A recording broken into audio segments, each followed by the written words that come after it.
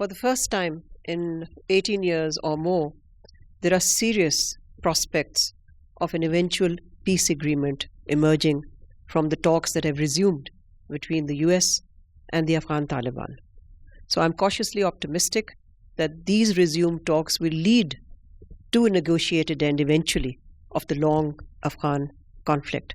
But we must also keep in view that there are still obstacles that have to be overcome in these talks. For example, on the issue of the reduction of violence, there seems to be a gap between the two sides. What does it mean? What is the scope? Who will do what in this, and what will be the verification of this reduction of violence? So I think if this issue can be overcome, then we will inch closer to the next stage. And the next stage is also a critical stage, which is the start of an intra-Afghan dialogue.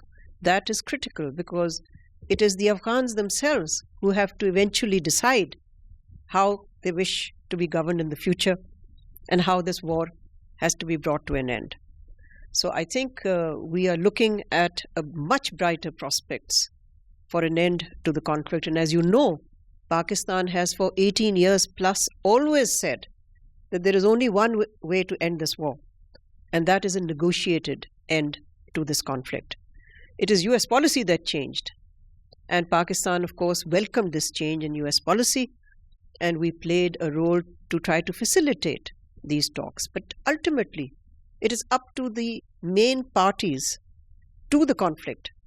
They have to make the necessary compromises that can lead to an eventual agreement that can end the war. Pakistan would welcome such an end to the war because we have suffered, other than the Afghan people, we have suffered the most from the fallout of this long conflict.